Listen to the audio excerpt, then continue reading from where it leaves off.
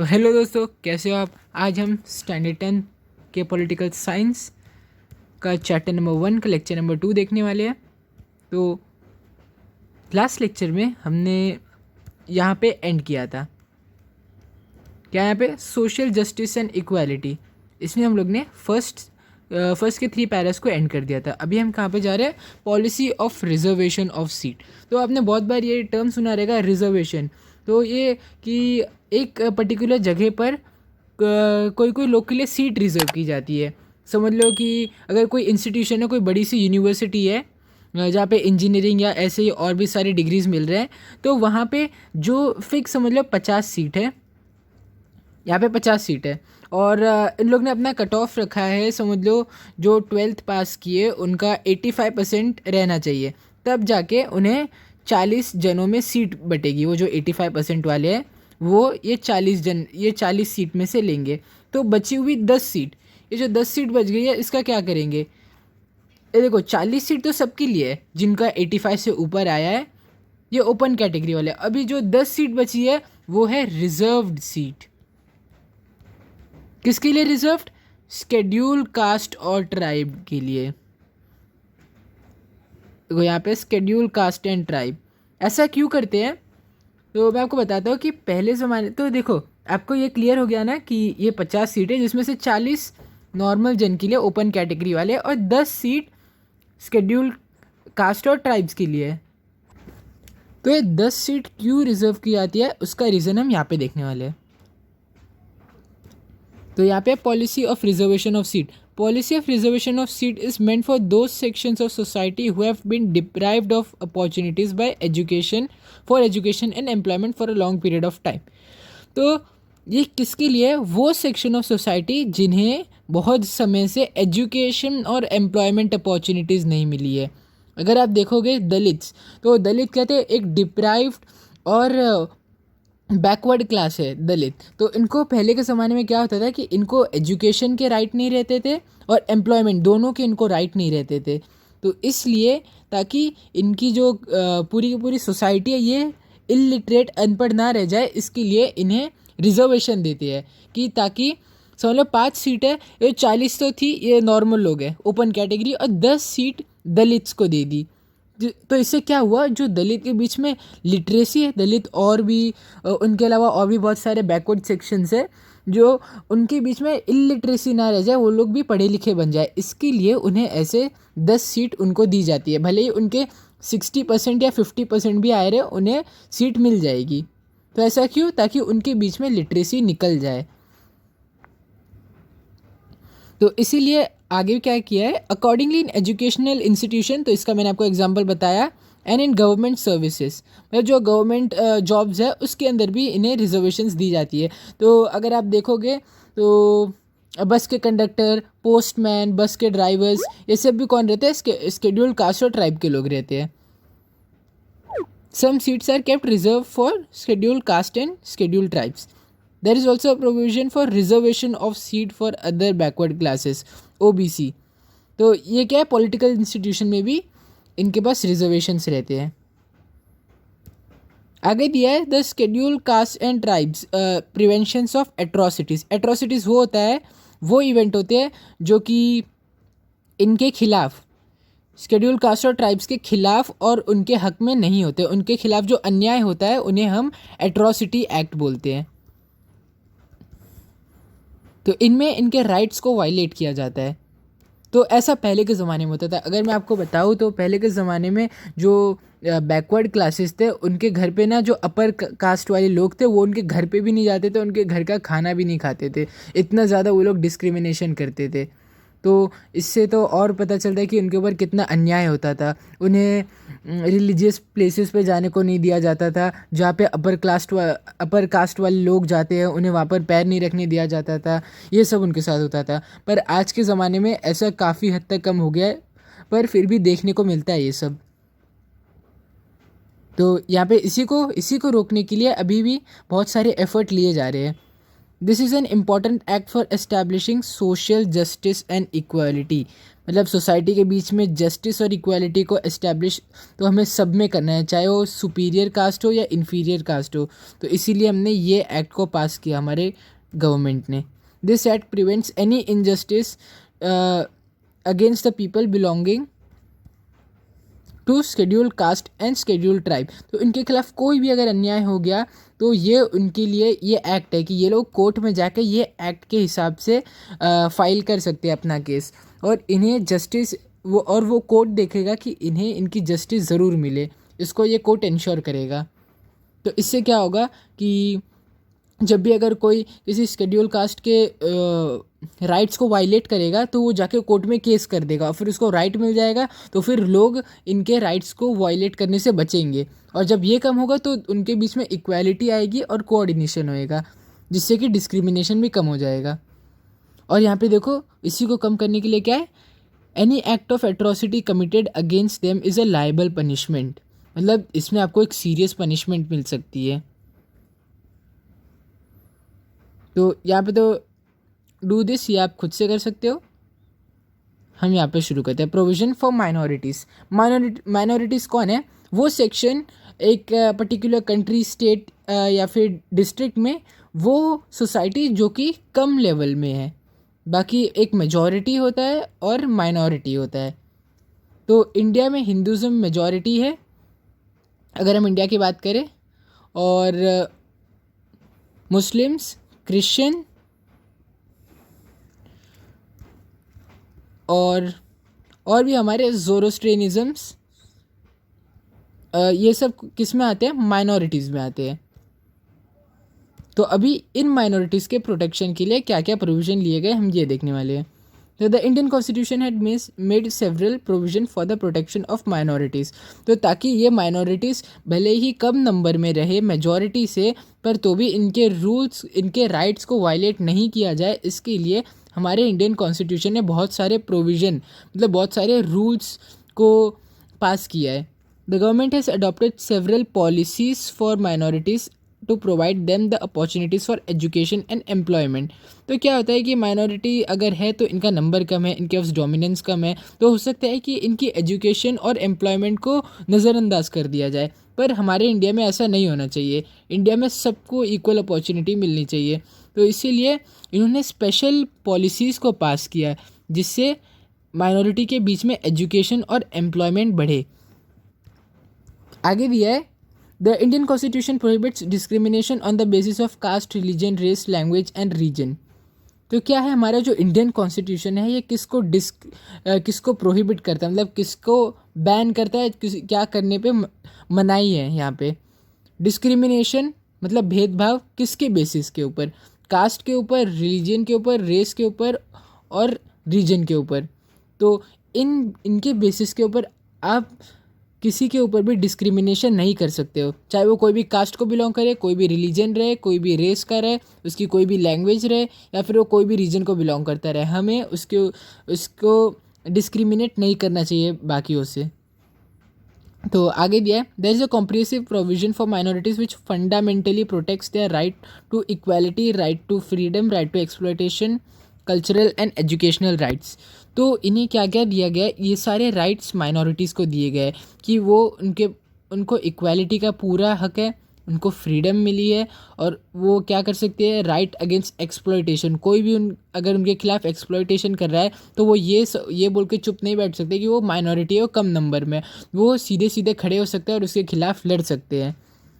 और कल्चरल और educational rights, तो आपने देखा रहेगा कि बहुत सारे कल्चरल और एजुकेशनल इंस्टीट्यूशंस भी होते हैं इंडिया में जो कि एक पर्टिकुलर रिलीजन के ऊपर रहते हैं या फिर रीजन के ऊपर भी रहते हैं। वो अपनी ओन एजुकेशनल इंस्टीट्यूशन बना सकते हैं जहाँ पे उनकी लैंग्वेज या फिर उनके रिलीजन के बारे में पढ़ाया जाता है। तो आगे दिया है, laws relating to women and provision for representation. तो यहाँ पे हम देखने वाले हैं कि वुमेन के रिप्रेजेंटेशन को पॉलिटिक्स में बढ़ाने के लिए क्या क्या किया गया और उनके राइट्स को भी प्रोटेक्ट करने के लिए कौन से रूल्स और डिसीजंस लिए गए। यहाँ पे in the post independence period efforts were made for empowering women. तो आप तो जानते हो आज भी वुमेन अगर देखेंगे तो एक वीकर सेक्शन है। आज भी हमें बहुत ज़्यादा इम्प्रूवमेंट चाहिए वुमेन को मेन के इक्वल में करने के लिए। तो पोस्ट इंडिपेंडेंस पीरियड में तो ये और भी बहुत ज़्यादा था, आज तो इसके हिसाब से बहुत कम हो चुका है, लेकिन पोस्ट इंडिपेंडेंस पीरियड में जो डिस्क्रिमिनेशन था उसको एंड करने के लिए हमने बहुत ज़्यादा एफर्ट्स लिए थे। और इसी को कंसिडरेशन में लेते हुए हमने वुमेन के प्रॉब्लम्स को सॉल्व करने के लिए ढेर सारी पॉलिसीज़ को अडॉप्ट किया, बोथ नेशनल और इंटरनेशनल। मतलब कि सिर्फ इंडिया में ऐसा नहीं हुआ बल्कि इंटरनेशनल लेवल पे ऐसा हुआ। To remove illiteracy among women, तो देखो पहले के ज़माने में वुमेन को पढ़ने लिखने नहीं दिया जाता था, तो उनके बीच में इलिटरेसी ज़्यादा थी, तो उसको कम करने के लिए बहुत ज़्यादा प्रोविजंस लिए गए। And to make available opportunities for the development, और इनके डेवलपमेंट के लिए भी बहुत सारी अपॉर्चुनिटीज़ को अवेल किया। आगे दिया the right to have an equal share in the property of father and husband, dowry prohibition act, act against sexual harassment, domestic violence prohibition are some of the act as some of the provision which create a favorable environment for the protection of freedom and freedom of women and securing the development। तो यहाँ पे क्या दिया है कि ये जो सारे यहाँ से स्टार्ट हो रहा है, यहाँ से लेके यहाँ तक, ये सारे एक्ट को पास किया गया वुमेन के फ्रीडम को और उनके डेवलपमेंट को सिक्योर करने के लिए, ताकि वो अच्छे से डेवलप होए और एक फ्री इन्वायरमेंट में ये डेवलप करे। तो सबसे पहले तो इन्हें दिया गया equal share in the property of father and husband. तो पहले के ज़माने में क्या होता था कि अगर एक फादर है या हस्बैंड, एक हस्बैंड है एक औरत का, तो फादर अगर मर गया तो उसके बेटे है और बेटी है, तो वो सिर्फ बेटे के पास जाता था, पूरा उसका जो भी प्रॉपर्टी थी वो बेटी के पास नहीं जाती थी। और अगर हस्बैंड भी मर गया तो उसकी वाइफ के पास उसकी प्रॉपर्टी नहीं जाती थी। पर आगे क्या हुआ, इसको बैन कर दिया गया कि बेटे में और बेटी में दोनों में इक्वल शेयर जाएगा। और अगर वो हस्बैंड है तो उसके मम्मी पापा के पास भी इक्वल शेयर जाएगा, या उसके बेटों के पास इक्वल शेयर जाएगा, और उसके पास भी इक्वल शेयर जाएगा।